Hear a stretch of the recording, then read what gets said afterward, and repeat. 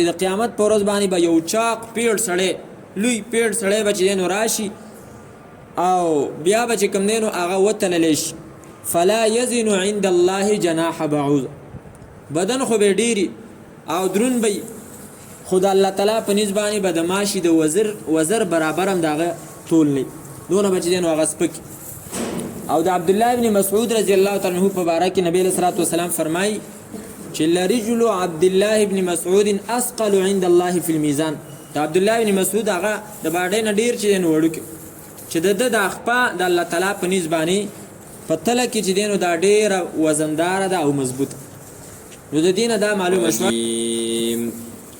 بسم الله الرحمن الرحيم فلنسألن الذين أرسل إليهم ولنسألن المرسلين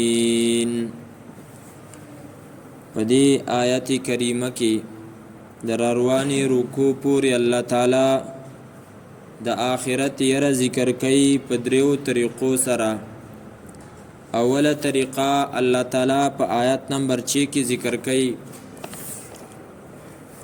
چې الله تعالی فرمایي د قیامت په ورځ باندې د پیغمبرانو نه به هم پوښتنه کومه تپوس به کوم او چې کوم خلکو ته مې پیغمبران لیږلي وو د هغو نه به هم تپوس کوم دویم حالت الله تعالی ذکر کوي په آیت نمبر 7 کې فلنقصن علیهم بعلم د خلکو ته به د هغو د اعمالو بیان کوم چې دا کارونه تاسو کړي دي او دریم حالت په آیت نمبر 8 کې ذکر کوي والوزن یومئذ الحق چې په دغه ورځ باندې د انسانانو اعمال به تللی کیږي کاغه مسلمان دی او کاغه کافر دی داغه عملونه به الله تعالی په خپل تله د انصاف باندې چې دینو تلی اولنې حالت الله تعالی ذکر کوي فلنسألن الذين پس خامخا ضرور بالضرور تپوسونه به وکو منګه الذين دا خلقنا ارسل الیهم چې لېږلی شو پیغمبران غوتا کمو خلقو ته پیغمبران را لېږلی شوي الله تعالی به د هغو نه تپوسونه کوي نو د عامو خلقو نه هم تپوسونه به کېږي ولنسألن المرسلین او خامخا تپوسونه به وکو منګه المرسلین د لېږلی شوو پیغمبرانو نه اوس د عامو خلقو نه چې کوم تپوسونه کېږي د هغې بیان الله تعالی په قرآن کریم کې په سورة الحجر کې کړی دی فوربک لنسألنهم اجمعین پیغمبر استا پر رب می دی قسمی چې منګه به خامخا د دې خلکو نه تپوس کو او د انبیاء کرامو نه چې کوم تپوسونه دي د هغې په باره کې الله تعالی سورة الاحزاب کې فرمایلی دي چې د هغو نه به هم چې دی نو تپوسونه کوي لیسأل الصادقین عن صدقهم سورة احزاب آیت نمبر 8 کې الله تعالی فرمایي چې د هغو د رښتینو نه به موږ د هغو د رښتیاو په باره کې تپوس وکړو یعنې د انبیاء کرامو نه به تپوس وکړو اوس د انبیاء کرامو نه چې تپوس کېږي دا د څه شي تپوس کېږي او د امتیانو نه چې کېږي نو دا د څه تپوس کېږي نو د انبیاء کرامو نه چې کوم تپوس کېږي هغه به د دې خبرې چې تاسو دا مسئله چې کوم د پیغمبرۍ وه د الله د توحید وه دا تاسو خلکو ته بیانه کړې وه او که نه وه او دا په سورة مائده کې الله تعالی ذکر کړی دی یوم یجمع الله الرسل فیقول ماذا اجبتم په هغه ورځ باندې چې راجمع به کړي الله تعالی پیغمبران د قیامت په ورځ به هغو نه به بیا الله تعالی تپوس وکړي ماذا اجبتم تاسو له څه جواب درکړی شوی و نو دلته د امتونو د جواب په باره کې به تپوس وکړي چې تاسو کله خلکو ته دعوت ورکو نو هغه وخت کې خلکو تاسو له کم جواب درکړو یو د دې تپوس دویم د هغو د رښتیاو په باره کې به تپوس کېږي چې تاسو دا مسئله رسولې وه او که نه وه دا د انبیاء کرامو نه تپوسونه شو. وس د قومونو نه چې کم تپوسونه کیږي، د امتونو نه چې کم تپوسونه کیږي، د عام خلکو نه، نو هغه به د اعمالو په باره کې د اعمالو په باره کې د عقیدې په باره کې خو بنیادي تپوس باسم کیږي، خو چې کم اعمال یې کړي دي نو د هغو اعمالو په باره کې به هم تپوسونه کیږي، او دا تپوسونه به په دوه قسمه باندې، او دا په سورة الحجر کې الله تعالی په 14مه سپاره کې ذکر کړی دي. هغه آیت مخکې ما تلاوت. الله تعالی فرمایي فوربک لنسألنهم اجمعین، آیت نمبر 92 او 93، صفحه نمبر 241 سورة الحجر. فوربک پیغمبر استا پر رب می دی قسمی لنسألنهم خامخا ضرور به ضرور با تپوسو کومنګ د دینا اجمعین د ټولنا، یعنی د سینه نه چی یا بچینو د مسلمان نه صرف یا به صرف د کافر نه، یا اجمعین د هر کس نه بچینو تپوس کی. د څه په باره کې به تپوس کی؟ عما کانوا یعملون، په باره دا غسه کې چې دی کول. نو انسان چې کوم عمل کوي د دې په باره کې به دوه تپوس کی. یو تپوس به د دې خبري لما فعلتا، دا کار دی ولی کړی دی، نو د دې جواب بسې که چېرته نیک عملی او د الله په کتاب کې، نو د دې جواب دا دی چې الله ځکه مې کړی دی چې ستا په کتاب کې دی. او که چېرته نیک عملی د نبی صلی الله علیه وسلم په احادیثو په سنت کې، نو جواب به دی چې الله ستا د پیغمبر ژوند تا زمونږ د پاره نمونه او یو سیمپل او آیډیل جوړ کړو، نو د دې وجې نه مې دا عمل کړو چې ستا د پیغمبر په زندګۍ کې. او دویمه خبره، دویم تپوس به دا کیږي کیف فعلتا، دا کار چې دې کړی دی صحیح شوله، د دې وجې نه دې کړی دی چې یاره زما په کتاب کې دي یا زما د پیغمبر په سنت کې دي. خو د دې دویم سوال جواب راکا چې دا په کومه طریقه باندې تا کړی دی، نو دا د عمل په باره کې دویم سوال شو څنګه دې کړی. نو د دې جواب دا دی چې که صحیح طریقې باندې انسان کړی او د نبی صلی الله علیه وسلم طریقې پکې ملحوظه ساتلی او هغې خیالې پکې ساتلی، نو جواب یې دا دی چې ستا د پیغمبر په طریقه باندې مې کړی. نو د دې وجې نه د دې خبرې په باره کې موږ چې نو سوچ وکړو چې د عمل په باره کې تپوسونه کیږي، نو دا دوه قسمه تپوسونه دي. نو چې کومه ګناه ده نو د هغې خو د سره جواب نشته دی، ولې ګناه خو نه په قرآن کې ده او نه په احادیثو کې ده، د هغې خو د سره څه جواب نشته. او چې کم نیک اعمال دي نو د هغې دغه جواب دی چې یا په کتاب الله کې دي، په قرآن کې، یا د نبی علیہ السلام په سنت کې.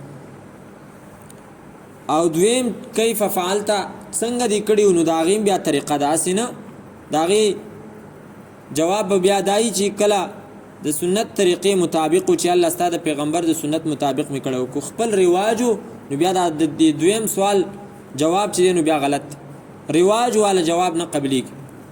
بهرحال د عامو خلکو نه به د دې خبرو تپوسونه کی. قرآن کریم کې ځینې ځایونو کې دا خبره راځي چې د خلکو نه به تپوسونه نه کیږي. دا په سورت رحمان کې الله تعالی فرمایي فیومئذ لا یسأل عن ذنبه انس ولا جان، په دغه ورځ باندې نه به د انسانانو نه او نه به د پیریانو نه د هغو د ګناهونو په باره کې پوښتنه کی. او دغه رنګې سورة القصص کې به هم راشي انشاءالله، هلته الله تعالی فرمایي ولا یسأل عن ذنوبه المجرمون، چې د مجرمانو نه به د ګناهونو په باره کې تپوس نه کی. نو دغه ګناهونه خو اعمال دي، نو هلته خدا بیا رال چې تپوس به نه کېږي، دلته الله تعالی فرمایي تپوس به کېږي. نو د دې جواب علما کرامو دا ورکړی دی چې اصل کې د محشر چې کوم دی نو دا خو یو ځای به نه او مختلف حالات، مختلف ځایونه به مختلف پاټکونه به، لکه څنګه چې دلته یو سړی چې دی نو یو سرکاري ځای ته ورځي، نو کله یو ځای کې د شناختی کارت تپوس کوي، بل ځای کې چې دی نو د هغه د نورو خبرو په باره کې تپوسونه کېږي. نو دغه رنګې آخرت کې به مختلف پاټکونه وي، په ځینې ځای کې به تپوسونه کېږي، په ځینو ځای کې به نه کېږي. دا اولنۍ خبره شو چې د دې په باره کې الله تعالی د قیامت حالت ذکر کړی دی او په دې سره یره ورکړی. دویم فلنقصن علیهم، پس خامخا موږ به بیان کو علیهم دی خلکو ته بعلم، په خپل علم سره، وما كنا او نه یو منګه غائبین غیر حاضر. مطلب دا دی که چرته یو کس د زمنګه الله تعالی فرمایي د سوال جواب نه راکړي د خپل عملونو په باره کې دا نه وایي چې ما دا کړی دی یره ده. الله تعالی فرمایي داسې نه ده چې زه د هغه نه د دې وجې نه تپوس کوم چې ماته خبر نشته او علم یې نشته. نه دغه که تپوس جواب نه راکړي الله تعالی فرمایي په خپل علم سره به هغې له موږ خبر ورکړو. نو هغه به څنګه وي؟ د هغې بیا مختلفې طریقې دي چې د انسان اعمال به هغه ته چې دی نو بیانېږي. که هغه د هغه د لاسونو اعمالي په خولې به وله مهر ولګولی شي الیوم نختم علی افواههم وتکلمنا ایدیهم، بیا به د لاسونو چې کوم لاسونو نه شوي اعمال دي نو بیا به لاسونه په خپله د هغې په باره کې خبر ورکړي. او دغه رنګې که د خپو نه شوي دي وتشهد ارجلهم نو بیا به خپې چې دی نو ګواهي کوي. او وروسته به راشي څرمنې به چې دی نو ګواهي کوي. صورت حامیم سجده کې به راشي تشهد علیهم جلودهم والسنتهم بما كانوا يعملون، څرمنې به هم چې نو بیا ګواهي.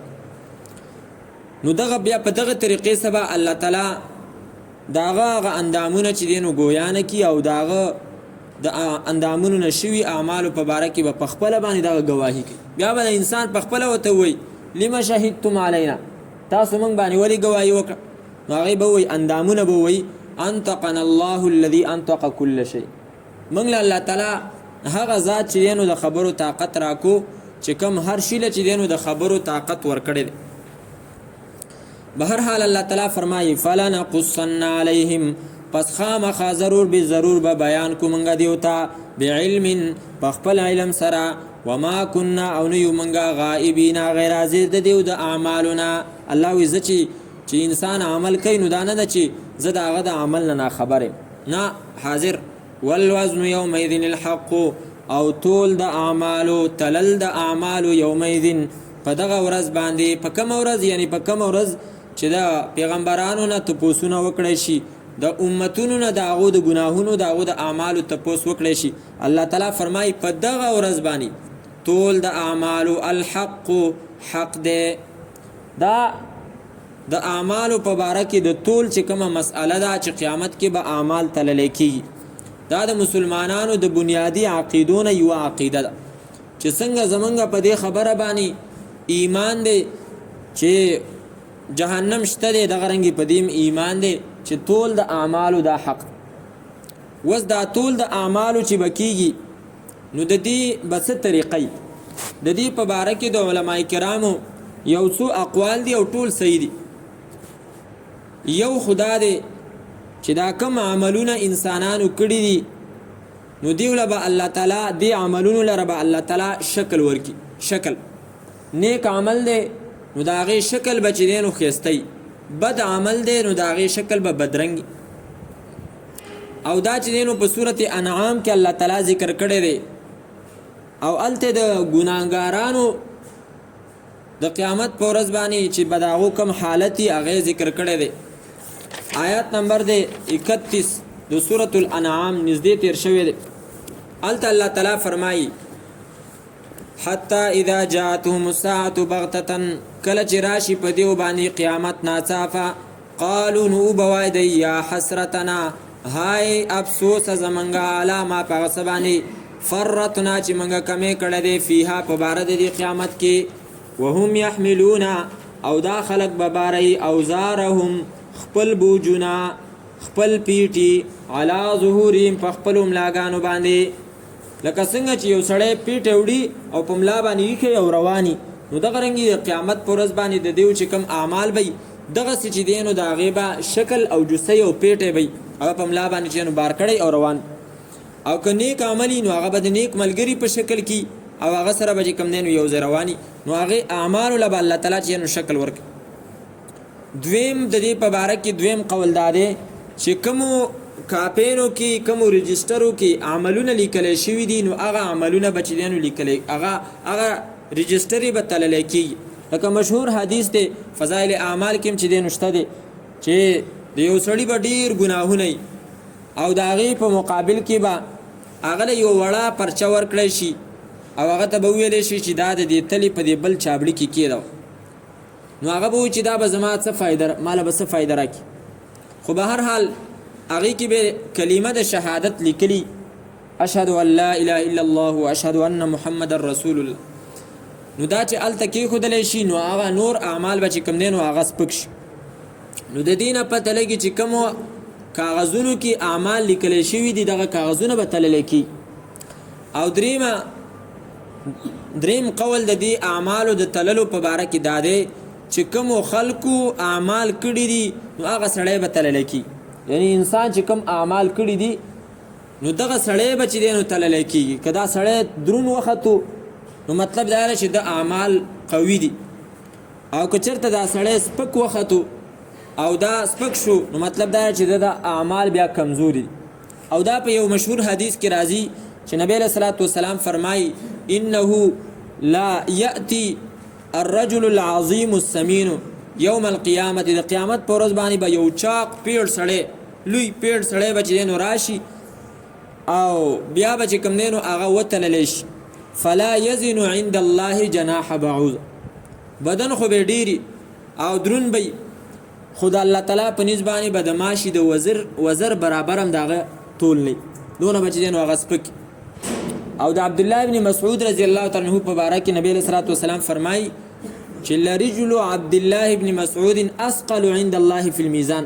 د عبدالله ابن مسعود هغه د باډۍ نه ډیر چې دی نو وړوکی چې د د خپه د الله تعالی په نسبت باندې په تله کې چې دی نو دا ډیره وزنداره ده او مضبوطه. نو د دې نه دا معلومه شوه چې کوم انسان عمل کړی دی نو هغه به تللی کېږي. به هر حال د دې نه علاوه ځینې خلکو دا خبرې په مخکې کولې چېرې اعمال تلل نشته دی. ولې عمل څه شی دی؟ دا عمل خو صرف باډي نشته دی چې هغه موږ راوالو او داسې کېدو. مخکې یوه ډله تېره شوې وه چې هغو به داسې هره خبره په عقل باندې تلله. هغو به دا ویلې چېرې د اعمالو طول نشته دی. ولې نشته دی؟ ځکه چې عمل خو باډي نه لري. که ته مونځ کې خو بس مونځ دې وکړو ختم، ستا خو داسې نه ده چې یو څه شی درته میلاو شو هغه تا کور ته ویوړه جمع دی یا فرشتو راواخسته او هغې چې نو ویوړه. خو دا خبرې به مخکې د هغو به انکار کوو. اوس چې دی نو دا خبرې ښکاره شوي دي چې داسې شی نشته دی چې د هغو څه باډي نشته دی خو بیا هم هغه تللی کېږي. ترمامیټر باندې ته به چې دی نو تللی کېږي. د هوا چې کوم نرمي ده نمی او د هغې چې کوم وچوالی دی نو هغه چې دی نو تللی کېږي. نو دا خبره اوس پټه نه ده، دا اوس ښکاره ده. به هر حال الله تعالی فرمایي والوزن او طول د عملونو یومئذ په دغه ورځ د قیامت باندې الحق حق دی. فمن ثقلت پس هغه څوک چې درنې شولې موازینه تلې د نیک عمل د هغه فاولئک پس دغه کسان هم المفلحون هم دی کامیاب.